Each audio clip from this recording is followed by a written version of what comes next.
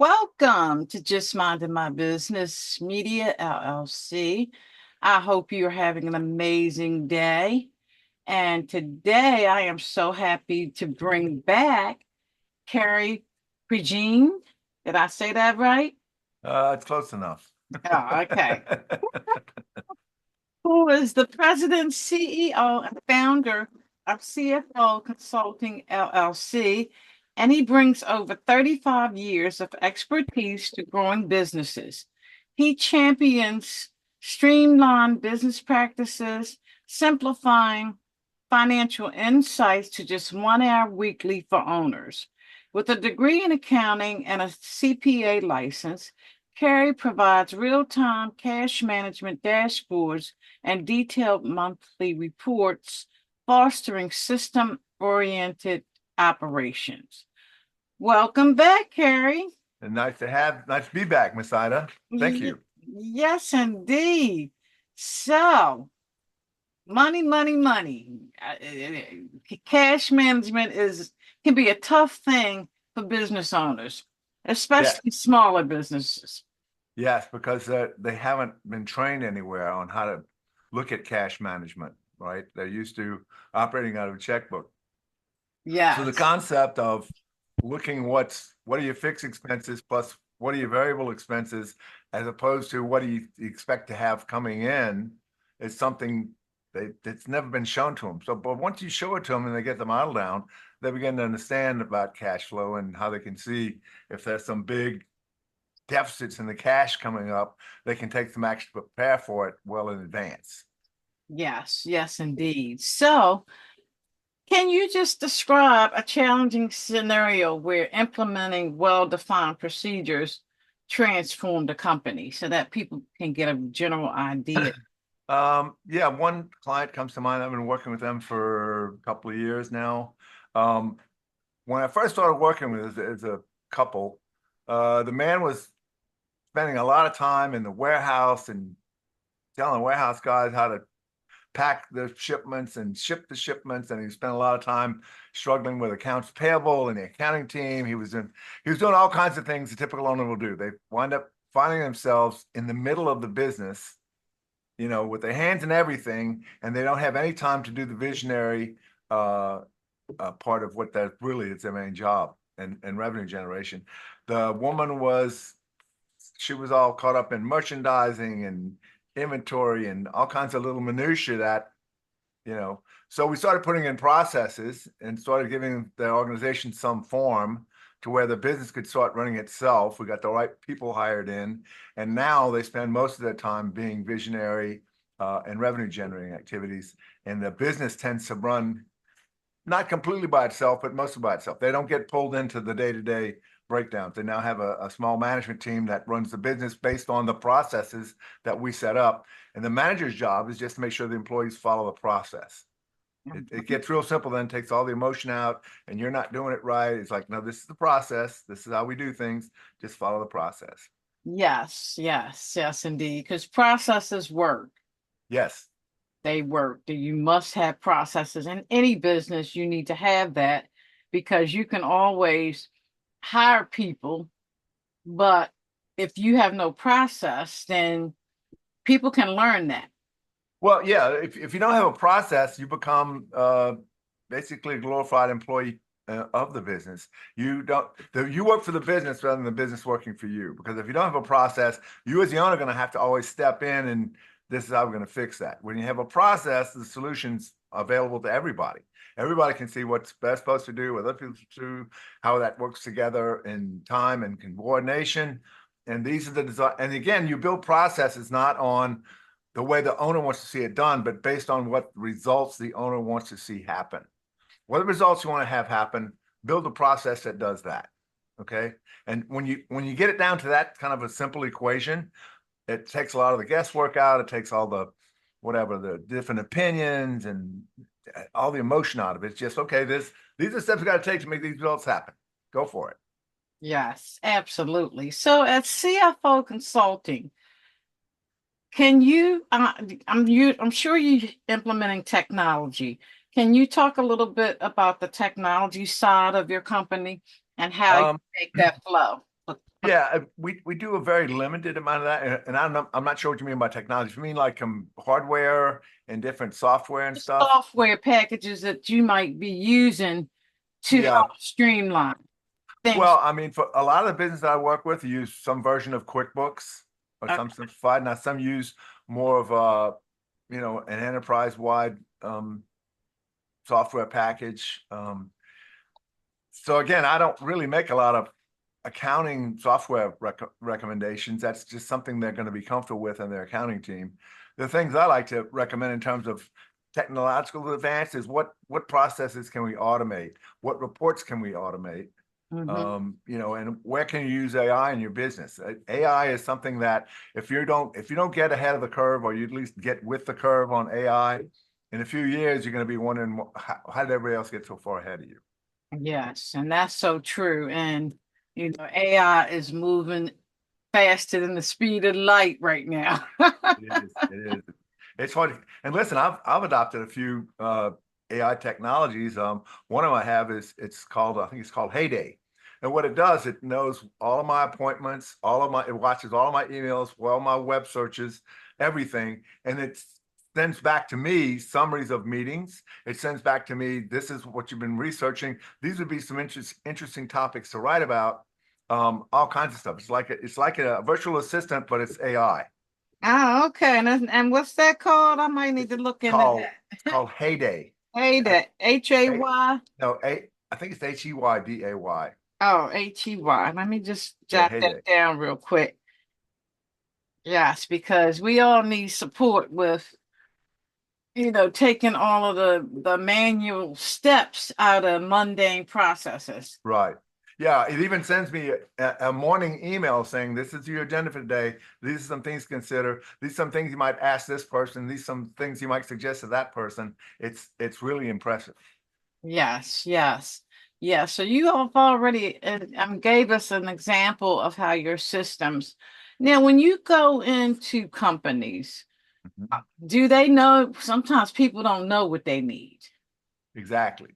A lot of times, the most common complaint I hear from owners when I first start talking to them is, I need your help straightening out these idiot employees of mine.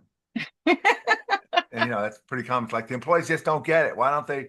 And the hard lesson for them is that you train them to do that way, be that way, because Mm, you've been running around insisting on my way, my way, my way, and they're not going to do your way the way you do it because they're not you.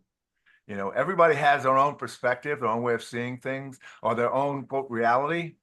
Um, the one of the I guess the flaws in logic that we humans take is, I see the world, I see it objectively, and everybody else can see the same thing looking at it.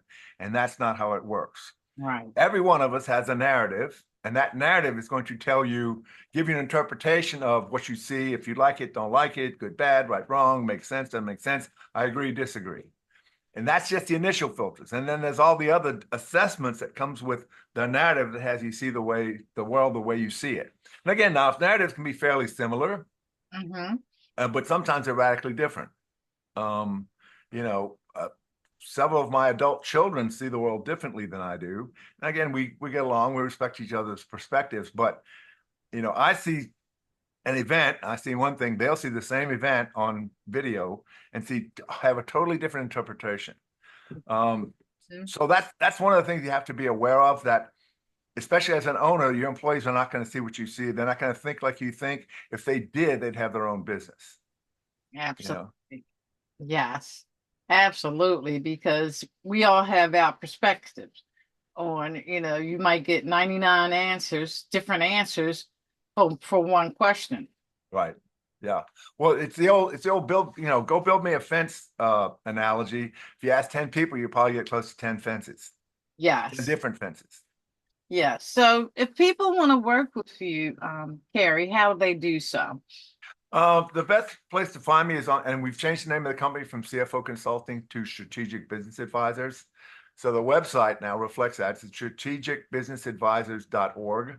Okay. You can schedule a free, consultation with me. You can look at some client testimonials. You can see sort of, the outline of what we do, how we do it, et cetera. That'd be a great place to just strategicbusinessadvisors, plural.org. Okay. So we talked about a little bit about the systems and having those in place. Let's talk a little bit about talent. How do you Yes. optimize that? Well, again, I think that's something a lot of business owners take for granted. I have these people and they don't really see them as like people. That machines, I tell them what to do and they do it. Right. Mhm. So you can have the best business strategy on the planet, but if you don't have the right talent pool or you don't have an optimum talent pool, your results are not going to be optimum. If you have a mediocre talent pool, your results are probably going to be mediocre. Mm. So one of the tools that I use in working with businesses is this technology called predictive index. And what it does is it shows you what motivates people in 4 areas. One is, are they more of an individualistic dominant type personality, or they're more of a team player, get along with the gang type? Are they more extroverted, or are they more introverted? Do they work better with a nice steady pace? You don't change the pace, you don't change gears on them, or do they work better in a fast-paced environment, changing gears a lot of times? In fact, some people do well in chaos. And lastly, is how precise are they? Do they need like structure and rules and that kind of thing, or are they more like, I'll just make it up when I get there. I'll figure it out when I get there. And if you look at different positions, they all have, you want different motivators depending on the position. So like an entrepreneur is going to be very dominant, very independent. They're going to want to do things their way. They're also going to be extroverted. They're going to be able to talk to people, get along with people, get people involved. They're also going to be, they're going to do more well in chaos. They hate like steady pace over and over again, same thing over and over again, steady pace. They hate that. It drives them crazy. They'd rather be where they're changing gears a lot. And they almost look like they're what they call ADD, where they're constantly distracted, because they have so many ideas, because they see so many possibilities, they can't get to them all. And they do well, most of them do well in chaos. Also, an entrepreneur, they're going to want not much structure, at least for them. They may want structure for their business, but for them, it's like, I don't need a lot of rules. I'll figure it out when I get there. As opposed to somebody, say, working on a factory floor, you want them to be very much a team player.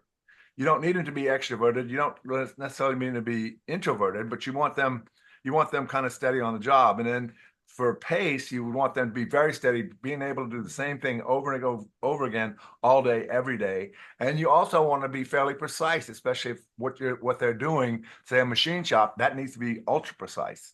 Mhm. So depending on the position, you want the right person in the right seat, so to speak. So this technology, predictive index, allows me to help owners see, this is, what are the traits you want to see in this person who's in this position? What's going to be an ideal profile?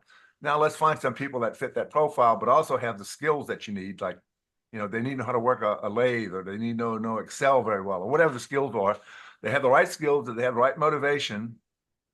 You know, you have better hires that way. You don't have some businesses that I start working with, they have very high turnover. Number one, they don't have processes, so there's always confusion.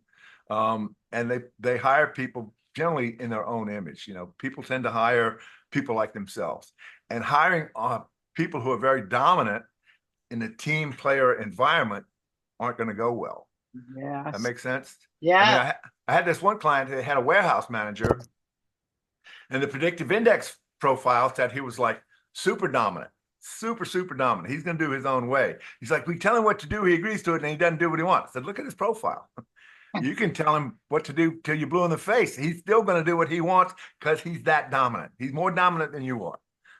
So anyway, And a so lot yeah, of companies don't think about that when they're yeah, hiring. They more yeah, into skill sets than personalities and traits. yeah. You want the right skill set, but you also need the right motivations. What motivates them in the job to show up and do well. Um, Yeah. and yeah, it's not something that most businesses really aware of, but it's a really, to me, fascinating technology, the predictive index. And with the technology, you can also put all the profiles of a certain team on there and see, how does the team look? Does the dynamics of the team, does it match the goals of the team? You can compare profiles against you. In other words, if you have two people who aren't getting along, people who have a lot of friction, you can put their profiles next to each other, and it'll tell you how they get along, how they not get along, what to look out for. And what's really good is when you can show, okay, this other person's not trying to be a jerk. This is how they're wired. You're not trying to be a jerk. This is just how you're wired. And when they can see that and appreciate, oh yeah, that. And a lot of times you have what's called a placard.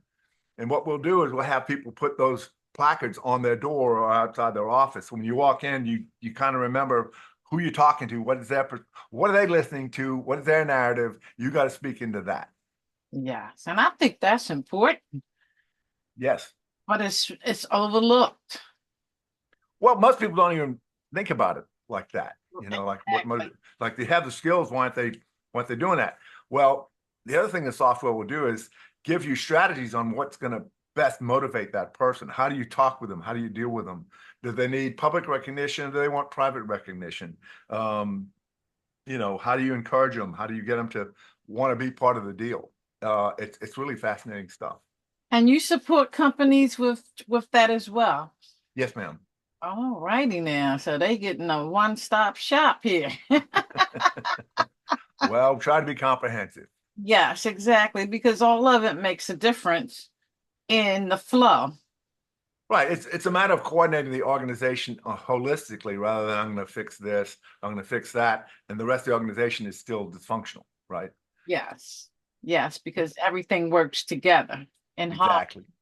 Exactly. Absolutely. Never even thought about it like that. But I mean, I've been in companies where I've worked with people that were totally never agree with anything.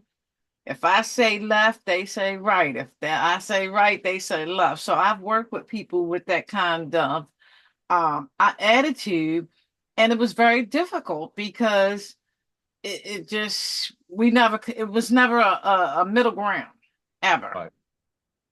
Right. There's no what is it? Seek to understand, then to be understood. Stephen Yes. Covey's Seven Habits. Yeah, most people don't seek to understand first. They like, no, this is my point. Why don't you get it? Right, exactly. Exactly. So let's talk about what take their business to the next level. We Mm, hear that all the time. yes. What does Well, that mean for business owners? well, that's funny you should ask. That's the question I ask business owners. They say, I want to take my business to the next level. Okay, tell me about that. What does that mean to you? And most of them kind of fumble around with, well, want a more revenue and bigger market share, and but not really, not a real clear picture of that. My definition of taking your business to the next level is where you have a business that functions for the most part without you, that the business actually works for you.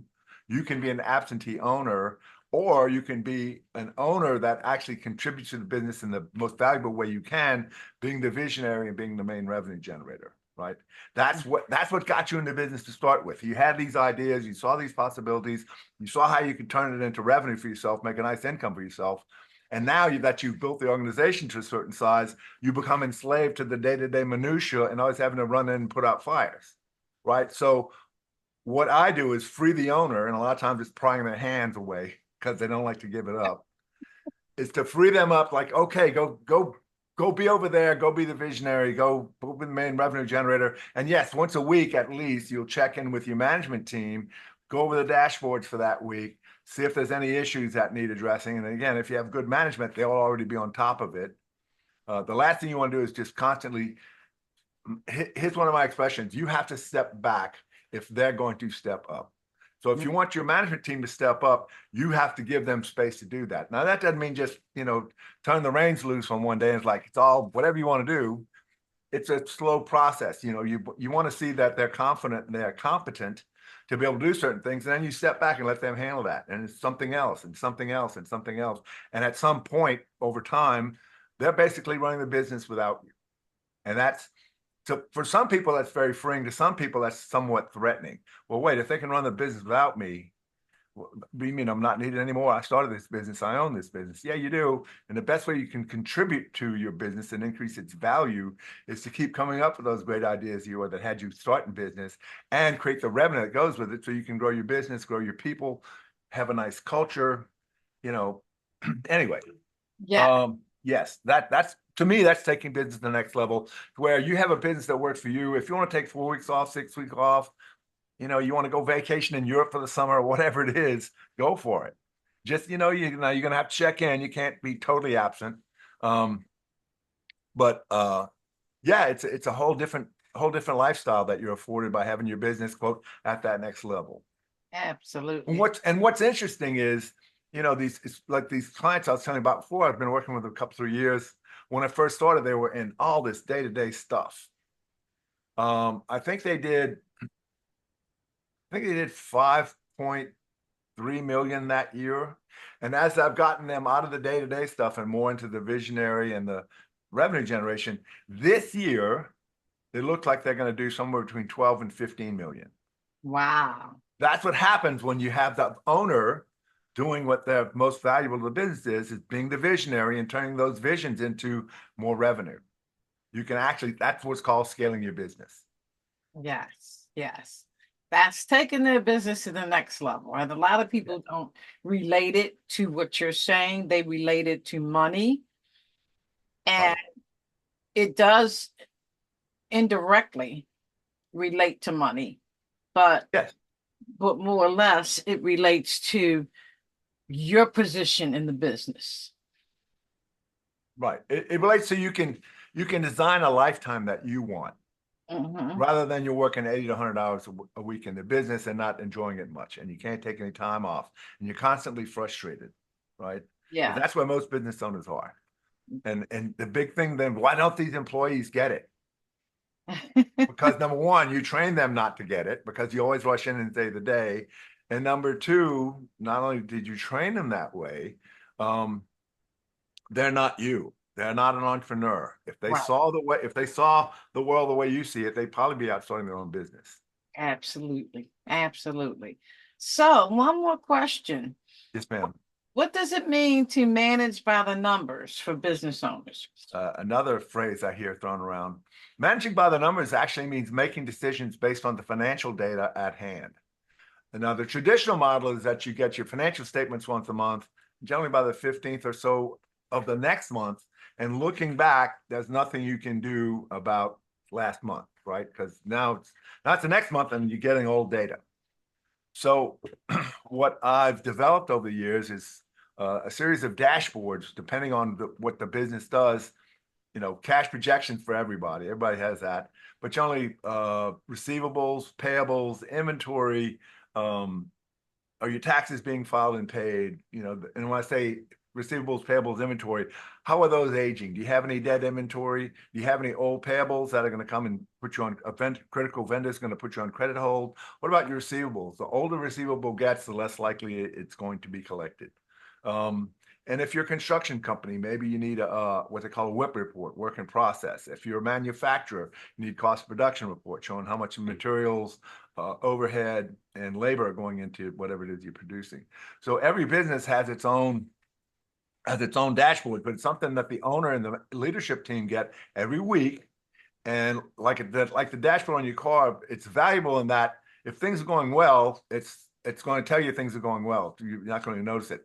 The value of it is when things are going bad, it's going to flash a warning sign, right? Just like in your vehicle. So if your receivables are getting too old, you have one particular account that's never really been that past due, routinely over the history of it. But now all of a sudden they're like past 90 days. Is that company getting ready to declare bankruptcy? Is there some issue there that maybe there's some issue that happened between, that the owner's not aware of with the customer, and that's why they're not paying? Those are the kind of things that will alert you to there's a problem that has to be addressed. And again, you don't want the owner necessarily addressing it. You want the management team able to address it. They only go to the owner if it's something that's beyond their scope of authority. Wow. That's how you manage by the numbers, by having actionable financial data during the month, because there's nothing you can do about it next month. You can take action now, this week's dashboard if there's something wrong. Yes, yes. Wow. I mean, you got it all covered, Cary. Thank you. I try to be comprehensive. Been doing it a long time too, so. Yes, 35 years. It's a long time, and Yep. pretty much seen it all. Yes, I've seen a lot. Yes, you Don't have. know if I've seen it all, but there's probably much that I've missed. Absolutely, absolutely. So again, how do businesses contact you?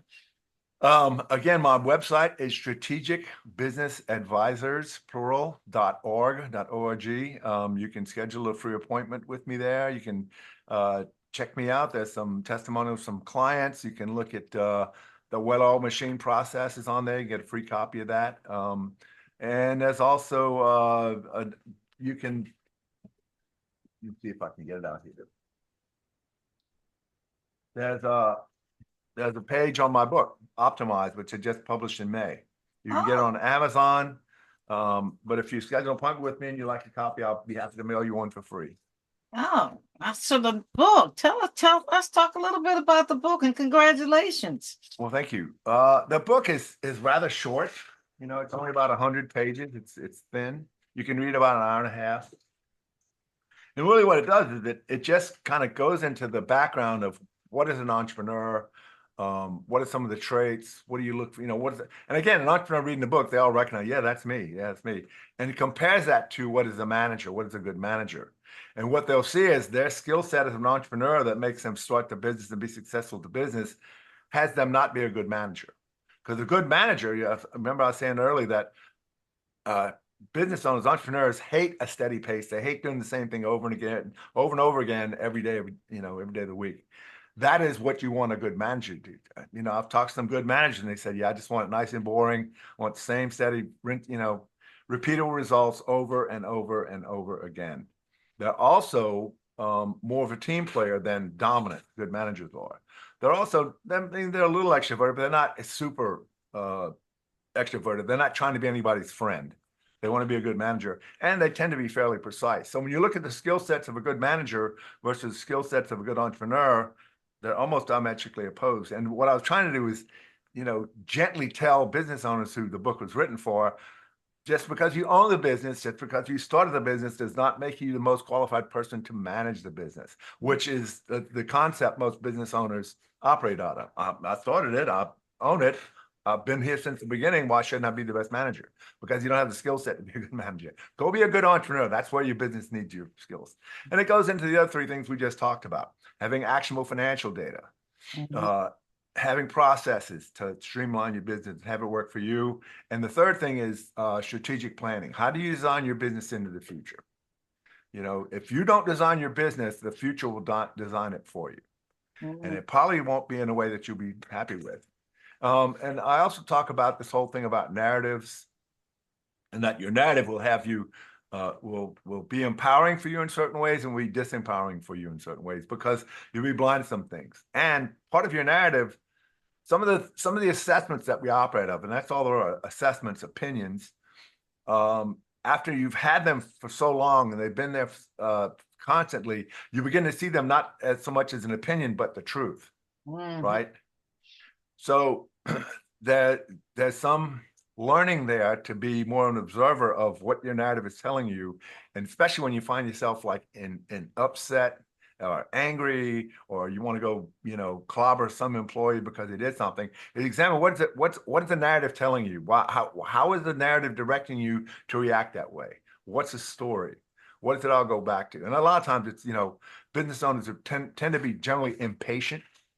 So when somebody screws up, and they see it as a threat to their identity, to their livelihood, to their business, like you screwing up like that, you're basically threatening me. It's not like I'm going to take any of your pay away, but you're threatening my business, you're threatening my money, you're threatening my identity is a big one. And it concludes with the thing that I always work with business owners in terms of designing your business in the future.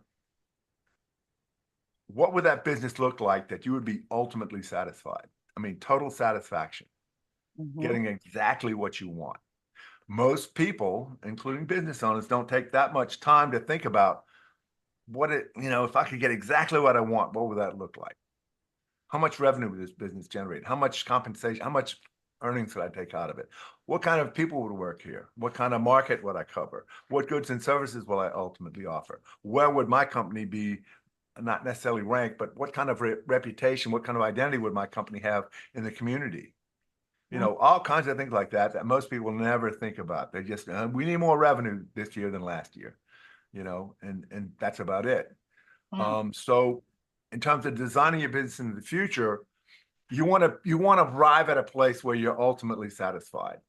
Like I couldn't ask for anything more. And what we as Americans tend to be hung up on happy. I just want to be happy. I just want to be happy. It's actually written into our Declaration of Independence, right? Life, liberty, and the pursuit of happiness. My thing is I don't care about happy, because happy is a transcendent emotion that comes and goes all day, right? Yes. And emotions are just really an assessment about our current circumstance.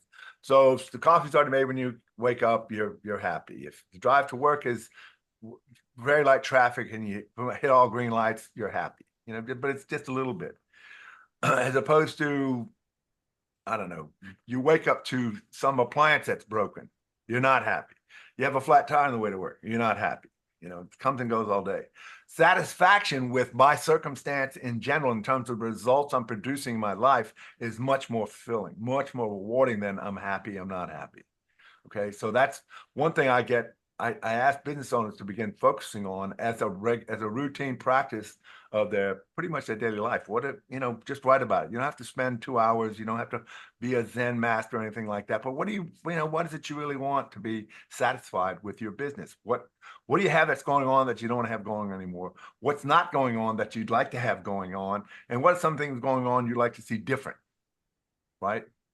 Yes. And that's some deep inner thoughts. Right. And it takes time. And most business owners are like, man, I did that and it just makes me so tired. Yeah, because you have to think. You have to live in some questions. And we're not used to thinking much. We're used to just having thoughts. Yeah. Most of what happens for us in the day is we're just having the thoughts, same old thoughts over and over again. It's only in questions, it's only in living in the question that you actually think. You get new revelations. Oh, I didn't see that before. Oh, yeah, what about this idea? I mean, if you're just having the same old thoughts, you're not going to come up with anything innovative. You're not come up with any new ideas, because you already know all this stuff, right? You're kind of bored. You kind of arrived. It's so, yeah, the practice of what do you really want? What's going to satisfy you? What's going to ultimately satisfy you? It takes work. It takes time. It takes practice. And some of the things you think you want, as you achieve them later down the road, you find I really didn't like that. That's really not what I want. I thought I wanted it. But no, it's really not going to satisfy me. So it's a continual process. You never quite finish. In fact, I teach a course for the SBA, and the last session we had, I was talking about this whole concept of satisfaction.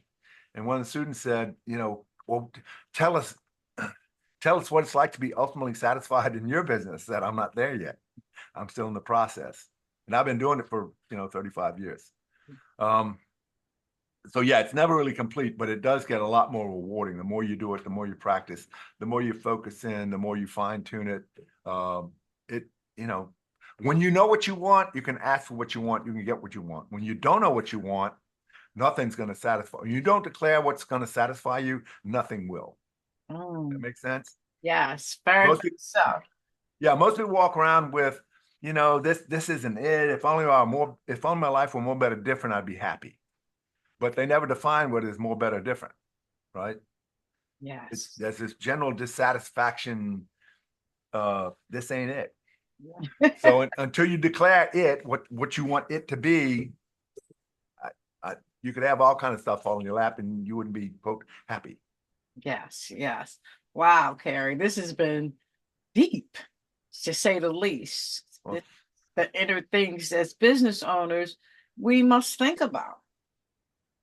Well, you don't have to think about them. It's much more rewarding if you do. Yes.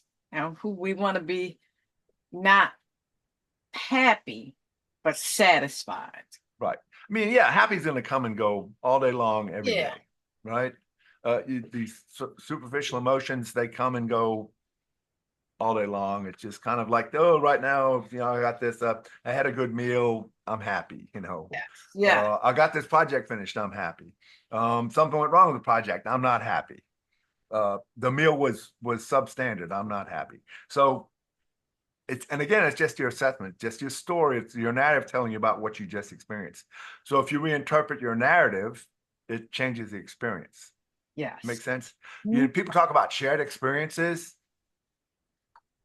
You can have shared events. You can have several people have the same event, but they're all going to have their own experience. Nobody's going to have exactly the same exact experience. Absolutely. Wow, Cary, we definitely got to do this again. I just love, love, love talking to you. So again, how can people connect with you, get the book? Yeah, you can find the book on Amazon, but if you just type in optimize, there's several books that have optimize, and mine may or may not come up. Just put optimize and Cary Prejean, it'll go right to it. If you want to get in touch with me, you want to schedule a free consultation, best way to do it is go to my website, strategicbusinessadvisors.org. You can schedule an appointment, check out some client endorsements, look at we have several things on there, podcast appearances, uh, lots of things to look at there. Okay. Wow. Well, let's do this again because I like that we're talking about the inner part of being a business owner Yeah, as opposed to the everyday hustle. right. Yeah, that's the thing we forget is that we're human beings. And no Yes. matter what we do, we're human beings in that environment. So when you can remember that you're a human being and that you're driven by linguistic narrative, um, you begin to see things differently, right? You appreciate things differently. You're not as easily offended. Let me put it that way too. You can, oh, that's just their perspective there. They're saying that. And normally I would be triggered into being offended by that or getting angry or thinking badly of them, but I can just see it's their opinion. Yes, absolutely. So thank you so much, Cary, for taking time out of your day to share. And ladies and gentlemen, please reach out. I love your approach, Cary, because it just makes sense. So thank you so much. Thank you for having me, Asad. I enjoyed the conversation. Absolutely.